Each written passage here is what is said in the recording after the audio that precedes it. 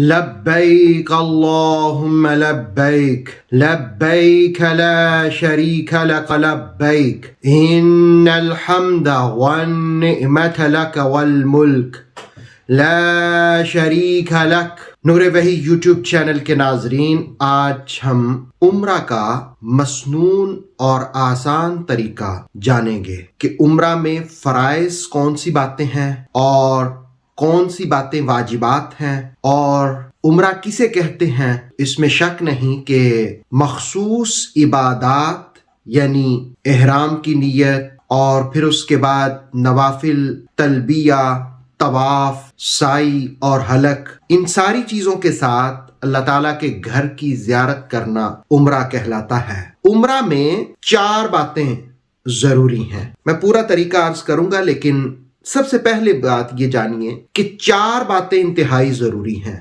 ان میں سے 2 فرائض ہیں اور 2 چیزیں واجبات کا درجہ رکھتی ہیں۔ جو فرائض ہیں ان میں پہلی چیز ہے میقات سے، یعنی حدود حرم سے پہلے احرام باندھنا، احرام کی نیت کرنا، اور دوسری چیز جو فرض ہے وہ ہے طواف کرنا۔ ان دونوں میں سے اگر کوئی ایک چیز بھی رہ جائے تو عمرہ باطل ہو جاتا ہے۔ اور 2 واجبات ہیں، ان میں پہلا واجب یہ ہے کہ صفا و مروہ کی سعی کرنا، اور دوسرا واجب یہ ہے کہ حلق یا قصر کروانا۔ یہ 4 باتیں عمرہ میں لازم ہیں۔ جس طرح ہم نماز شروع کرتے ہیں تو نماز کا آغاز تکبیر تحریمہ سے ہوتا ہے اور اختتام جو ہے وہ سلام سے ہوتا ہے، اسی طرح عمرہ کا آغاز احرام کی نیت سے ہوتا ہے اور اس کا اختتام جو ہے وہ حلق، جسے ٹنڈ کرانا کہتے ہیں، یا قصر یعنی بالوں کی کٹنگ کرانا، اس کے ساتھ ہوتا ہے۔ اب ہم ترتیب سے جانتے ہیں کہ عمرہ کا طریقہ کیا ہوتا ہے اور سب سے پہلے ہمیں کیا کرنا پڑتا ہے۔ عمرہ کے لیے سب سے پہلی چیز وہ احرام ہے۔ اب احرام کہاں سے باندھا جائے گا؟ اگر تو آپ کی فلائٹ جدہ جائے گی تو یہ بات یاد رکھیے کہ پاکستان، ہندوستان سے جدہ جس وقت جہاز جاتا ہے تو وہ میقات کے اوپر سے گزر کے جاتا ہے، اور میقات سے پہلے آپ کو حالت احرام میں ہونا چاہیے۔ میقات کسے کہتے ہیں؟ یہ وہ جگہ ہے، وہ حدود ہیں۔ عمرہ کرنے والے کے لیے ضروری ہے کہ ان حدود میں نیت احرام اور احرام کی چادروں کے ساتھ داخل ہو۔ جو پاکستان اور ہندوستان کی طرف سے لوگ آتے ہیں ان کے لیے میقات یلملم ہے۔ اور دوسری صورت ہوتی ہے کہ آپ پہلے مدینہ شریف جائیں اور پھر مدینہ طیبہ سے آپ نے مکہ جانا ہے عمرے کے لیے، تو اس صورت میں آپ کی جو میقات ہوگی وہ ذوالحلیفہ ہوگی، اس لیے کہ مدینہ طیبہ کے لوگوں کے لیے رسول اللہ علیہ الصلوۃ والسلام نے جو میقات مقرر کی وہ ذوالحلیفہ ہے۔ عراق والوں کے لیے ذات عرق اور اہل شام کے لیے جحفہ، رابغ سے بھی وہ باندھ لیتے ہیں، اور نجد والوں کے لیے قرن۔ یہ مختلف میقات کے نام ہیں۔ بہرکیف احرام کسے کہتے ہیں؟ دراصل احرام میں نیت ضروری ہے۔ اصل میں احرام نام ہے نیت کا، اور جس وقت آپ نیت کرتے ہیں تو آپ ساتھ 2 چادریں باندھتے ہیں۔ ایک چادر جو ان سلی ہوتی ہے، یعنی ایسا لباس جو ان سلا ہوتا ہے، نیچے باندھتے ہیں تہمت کے طور پر، اور دوسرا جو چادر ہوتی ہے، دوسری چادر، وہ آپ اوپر اوڑھتے ہیں۔ تو یہ جو عمرے کی نیت کے ساتھ، احرام کی نیت کے ساتھ چادروں کو باندھنا، اور پھر اس سے بھی پہلے یہ کہ اپنے جسم کی ظاہری اعتبار سے صفائی کرنا، یعنی غسل کرنا۔ سنن نبی داؤد کی حدیث ہے، رسول اللہ علیہ الصلوۃ والسلام غسل کا اہتمام فرماتے، اور ناخن کاٹنا، زیر ناف بال اور بغلوں کی صفائی، مونچھیں، داڑھی، یہ جتنی بھی چیزیں صفائی میں انسان کے جسم میں آتی ہیں، یہ ساری چیزیں اختیار کرنا احرام باندھنے سے پہلے۔ اور اگر مرد خوشبو لگانا چاہیں تو وہ بھی لگا سکتے ہیں، جبکہ عورتیں خوشبو نہیں لگائیں گی تاکہ دوسرے لوگ ان کی طرف مائل نہ ہوں۔ لیکن احرام کے بعد مرد بھی خوشبو نہیں لگا سکتے، اس سے پہلے آپ لگا سکتے ہیں۔ جس وقت آپ غسل وغیرہ کر کے، صفائی کر کے، تو آپ احرام کی چادریں باندھتے ہیں، تو احرام کے لیے نیت کا ہونا یہ ضروری ہے، شرط ہے۔ اور پھر آپ نے جب عمرہ کی نیت کی تو آپ نے ساتھ ہی کہنا ہے لبیک بالعمرہ، اور جو اور دعا آتی ہے نیت کی وہ یہ ہے کہ اللہم نویت العمرۃ واحرمت بہ فتقبلہ منی، کہ یا اللہ تعالیٰ میں عمرے کی نیت کرتا ہوں اور احرام باندھتا ہوں، تو میری جانب سے اسے قبول فرما۔ تو احرام کی چادریں باندھنے کے بعد 2 رکعت پڑھنا اور پھر تلبیہ پڑھنا۔ تلبیہ سے مراد آپ سکرین پر دیکھ بھی رہے ہیں، لبیک اللہم لبیک لبیک لا شریک لک لبیک ان الحمد والنعمت لک والملک لا شریک لک۔ یہ تلبیہ پڑھنا، اور کوشش کریں کہ حرم سے پہلے، مکہ سے پہلے آپ زیادہ ٹائم تلبیہ پڑھیں۔ اب جس وقت آپ نے احرام باندھ لیا، احرام کی نیت کر لی، تو مرد جو ہیں وہ اپنے سر کو ننگا کر دیں گے، وہ سر ڈھانپیں گے نہیں۔ جبکہ عورتوں میں فرق یہ ہے کہ عورتیں احرام میں کوئی اس طرح کی چادریں نہیں پہنیں گی، ان کا جو لباس ہے اسی میں وہ نیت کر لیں تو وہ ان کا احرام ہے، اور جس وقت انہوں نے نیت کر لی تو وہ اپنا سر ڈھانپیں گی۔ مرد سر نہیں ڈھانپیں گے، عورتیں سر ڈھانپیں گی۔ تو اب یہ آپ کا احرام کا مرحلہ مکمل ہو گیا۔ میں نے جیسے پہلے عرض کیا تھا کہ عمرہ کے 2 فرائض ہیں، ان میں سے پہلا جو ہے وہ احرام ہے۔ آپ جس وقت احرام باندھ لیتے ہیں تو بہت ساری چیزیں جو جائز ہوتی ہیں وہ آپ کے لیے حرام اور ممنوع ہو جاتی ہیں۔ میں تفصیل آگے جا کر کے ان کی بتا دوں گا، لیکن جو بنیادی باتیں ہیں وہ خوشبو نہ لگانا، مرد عورت کے جو تعلقات ہیں اس قسم کی باتیں بھی نہ کرنا، وہ ازدواجی تعلقات بھی قائم نہ کرنا، یہ ساری باتیں ہیں جو احرام میں منع ہے۔ اب ہم بڑھتے ہیں کہ جس وقت آپ مکہ شریف پہنچ جاتے ہیں اور آپ اپنے ہوٹل میں سامان رکھتے ہیں، آپ چاہیں تو تھوڑا ریسٹ کر لیں، تازہ وضو کر لیں، کھانا وانا کھا لیں، اور اگر آپ چاہیں تو فوری طور پر عمرہ کی ادائیگی بھی کر سکتے ہیں۔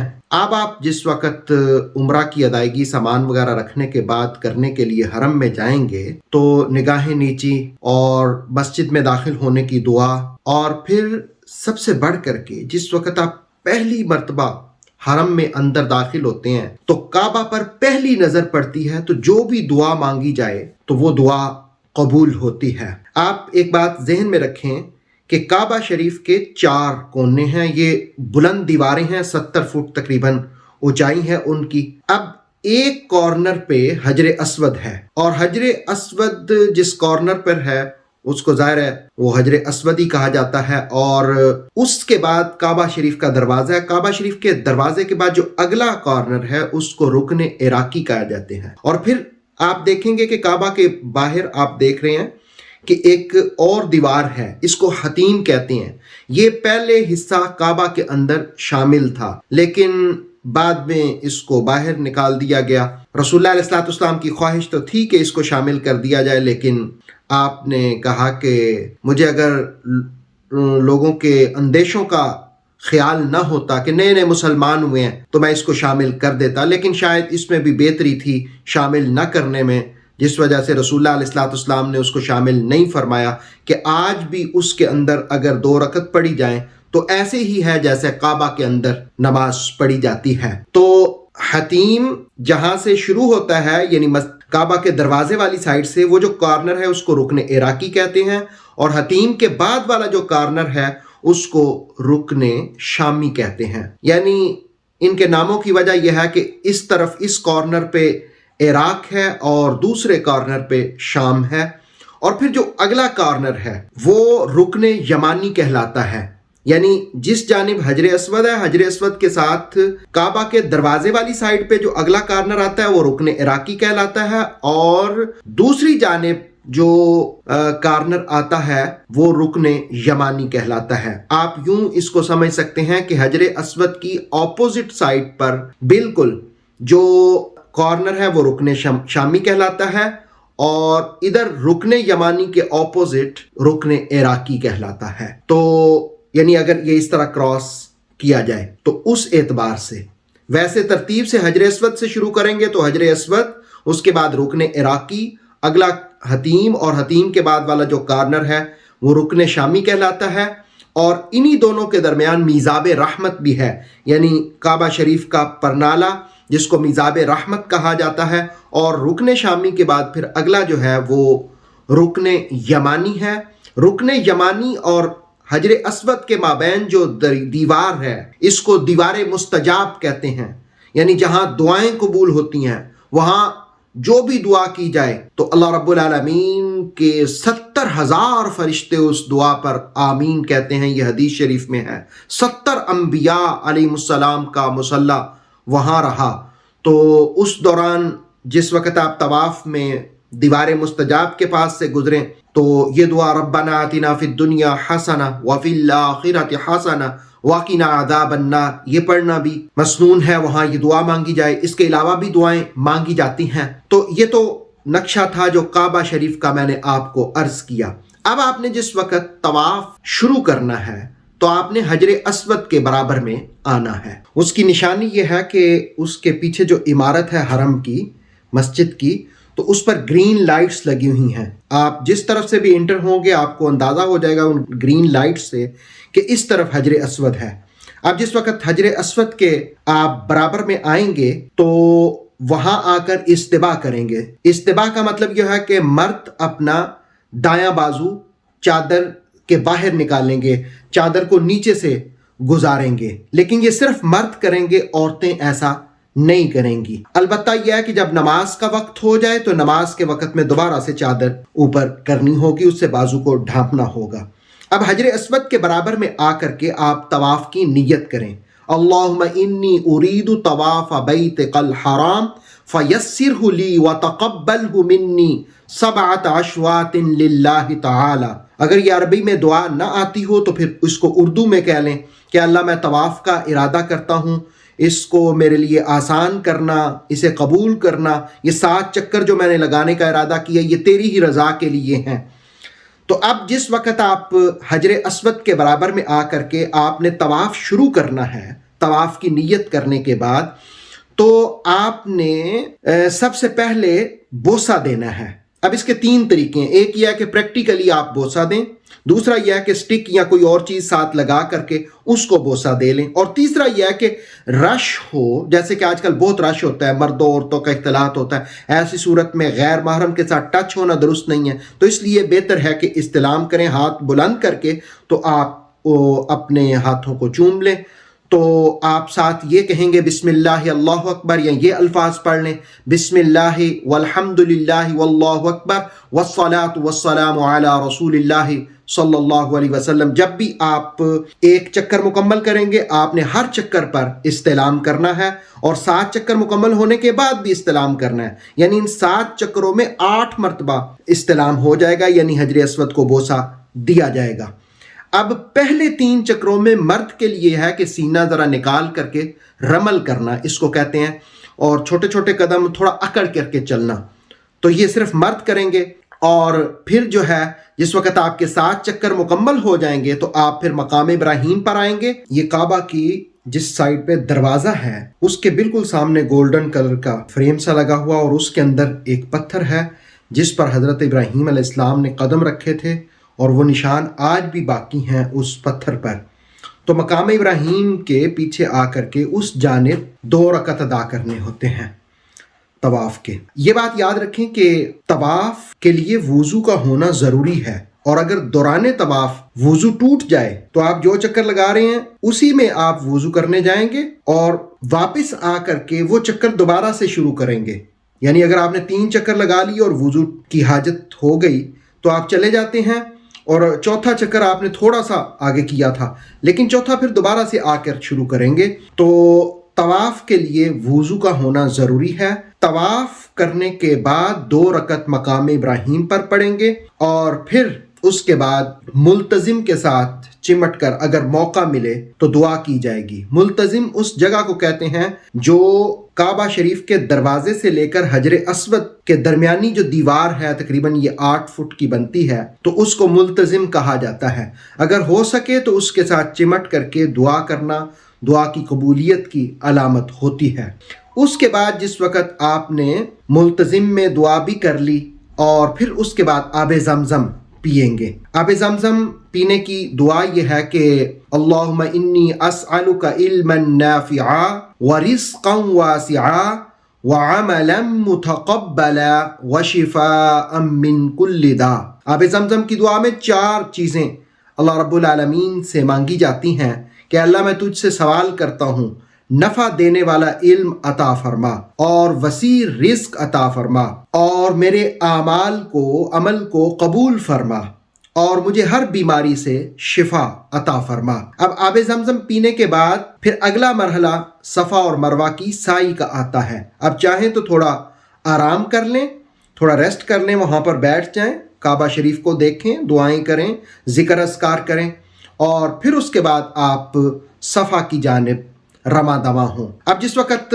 صفا کی جانب جائیں گے تو اس کی بھی ایک دعا ہے نیت کرنے کی، یعنی سعی کی۔ اللہم انی ارید السعی بین الصفا والمروۃ فتقبلہ منی فیسرہ لی 7 اشواط لوجہک الکریم۔ تو یہ جو ہے یہ دعا صفا اور مروہ کے درمیان سعی کی ہے، اور جس وقت صفا پہاڑی پر چڑھا جائے گا تو پھر اس وقت کعبہ کی طرف رخ کر کے تو ہاتھ اٹھا کر کے بسم اللہ اللہ اکبر وَلِلَّهِ الْحَمْدِ کے الفاظ پڑھے جائیں گے۔ اسی طرح مروہ پر بھی جب جائیں گے تو کعبہ کی طرف منہ کر کے تو ہاتھ اٹھا کر بسم اللہ اللہ اکبر وَلِلَّهِ الْحَمْدِ پڑھ لینا بہتر ہے۔ البتہ یہ ہے کہ جس وقت آپ پہلی مرتبہ صفا پر جا رہے ہیں یا مروہ پر، تو صفا اور مروہ پہاڑی پر چڑھتے ہوئے یا چڑھ کے یہ دعا پڑھنا، آج کل تو وہ پہاڑی کا ایک نشان سا ہی ہے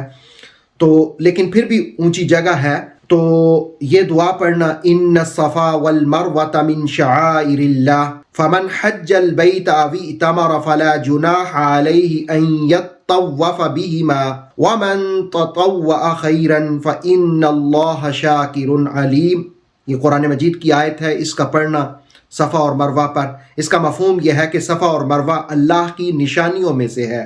جو شخص بیت اللہ کا حج کرے یا عمرہ کرے اس پر کوئی گناہ نہیں کہ وہ ان دونوں کے درمیان چکر لگائے، اور جو نیکی زیادہ کرے اللہ رب العالمین خوب جانتا ہے۔ اب صفا پہاڑی سے آپ نے پہلا سائی کا چکر شروع کرنا ہے۔ جس وقت آپ مروہ پر پہنچیں گے تو یہ ایک مکمل ہو جائے گا۔ البتہ صفا اور مروہ کے درمیان آپ دیکھیں گے کہ گرین لائٹس لگی ہوئی ہیں، تو جس وقت گرین لائٹس پر آپ پہنچے، پہلی والی گرین لائٹ پر، تو آپ نے تھوڑا دوڑنا ہے، تیز چلنا ہے اگلی گرین لائٹ تک۔ لیکن یہ کام صرف مردوں نے کرنا ہے، عورتوں نے نہیں کرنا، عورتیں نارمل چلیں گی۔ اور اسی طرح جس وقت آپ مروہ سے صفا کی طرف آئیں گے تو پھر بھی گرین لائٹس کے درمیان، ان کو کہتے ہیں میلین احدرین، تو ان کے درمیان آپ نے تیز دوڑنا ہے۔ اچھا، صفا اور مروہ کی سعی جو ہے نا، اگر آپ صفا سے مروہ جائیں گے تو یہ ایک چکر ہو جائے گا، مروہ سے واپس صفا آئیں گے تو یہ دوسرا چکر ہو جائے گا، تو اس طرح 7 چکر لگائیں گے۔ ان چکروں کے درمیان بھی آپ ذکر اذکار بھی کر سکتے ہیں، دعائیں بھی کر سکتے ہیں، تیسرا کلمہ بھی پڑھ سکتے ہیں، آپ کا جو چیز چاہے وہ پڑھتے رہیں۔ دنیاوی باتیں کرنے سے ذرا گریز کریں، دعائیں مانگیں۔ اللہ رب العالمین کے گھر میں گئے ہیں آپ، وہاں پر اللہ سے مانگیں، خشوع و خضوع اختیار کریں، عاجزی کریں، انکساری کریں۔ تو یہ جو سائی ہے یہ مروہ پر ختم ہوگی، پھر وہاں بیٹھ کر کے آپ دعا بھی کر سکتے ہیں۔ اور اس کے بعد پھر عمرے کا آخری جو رکن رہ جائے گا، آخری جو واجب رہ جائے گا وہ ہے حلق۔ حلق کا مطلب یہ ہوتا ہے کہ ٹنڈ کروا دینا۔ رسول اللہ علیہ السلام نے زیادہ تر ٹنڈ ہی کروائی، لیکن آپ نے ایک موقع پر قصر بھی کروائی۔ قصر کا مطلب ہوتا ہے کہ بالوں کی کٹنگ کروا دینا۔ تو دونوں طریقے سے آپ کریں گے۔ مردوں کے لیے ٹنڈ کرانا یا قصر کرانا، یہ ان دونوں میں سے ایک چیز ضروری ہے، اور عورتوں کے لیے پورے کے برابر بال تھوڑے سے کاٹ لینا انف ہوتا ہے، کافی ہوتا ہے۔ تو اس طرح کر کے یہ عمرے کا طریقہ آپ نے جانا۔ عمرہ کے 16 سٹیپ بنتے ہیں، میں ترتیب سے جلدی سے ان کو بتا دیتا ہوں، آپ ان کو نوٹ بھی کر سکتے ہیں۔ نمبر 1، جسم کی صفائی کر کے غسل کرنے کے بعد احرام کی نیت اور 2 رکعت ادا کرنا۔ نمبر 2، تلبیہ پڑھنا، یعنی لبیک اللہم لبیک۔ نمبر 3، طواف باوضو کرنا۔ نمبر 4، طواف کے آغاز کے لیے حجر اسود کے برابر آنا۔ نمبر 5، استباح، یعنی دائیں بازو کو اس سے چادر کو ہٹانا، یہ صرف مردوں کے لیے ہوگا، عورتیں ایسا نہیں کریں گی۔ نمبر 6، حجر اسود کو استلام کر کے تو پھر طواف شروع کرنا۔ نمبر 7، پہلے 3 چکروں میں رمل مرد کریں گے، یعنی تھوڑا سینہ نکال کے چلیں گے. اور نمبر 8 دوران طواف مسنون ذکر اذکار کرنا، تیسرا کلمہ پڑھنا، درود شریف پڑھنا، قرآن مجید پڑھنا، سبحان اللہ، الحمدللہ، اللہ اکبر یہ پڑھنا. نمبر 9 رکن یمانی کو چھونا اور پھر حجر اسود پہ آ کر کے ہر چکر میں اس کو استلام کرنا، اس کو بوسہ دینا. نمبر 10 دیوار مستجاب، یعنی رکن یمانی سے لے کر جو حجر اسود کے درمیان دیوار ہے جس کو دیوار مستجاب کہتے ہیں، ادھر دعا کرنا. نمبر 11 مقام ابراہیم پر 2 رکعت ادا کرنا. نمبر 12 ملتزم سے چمٹ کر دعائیں کرنا. نمبر 13 آب زمزم پینا اور اس کی دعا پڑھنا. نمبر 14 صفا سے سائی کا آغاز کرنا اور نیت کرنا اور دعا پڑھنا. نمبر 15 سائی کا 7واں چکر مروہ پر مکمل کرنا. اور نمبر 16 حلق یا قصر کرانا. تو اس طرح یہ 16 سٹیپس کو آپ ترتیب سے یاد رکھیں، اسی ترتیب سے ادا کرنے ہوں گے تو آپ کا عمرہ کمپلیٹ ہو جائے گا. اگر کسی کو کوئی سوال ہو اس حوالے سے تو آپ کومنٹس میں سوال اپنا کر سکتے ہیں، انشاءاللہ آپ کو اس کا جواب دے دیا جائے.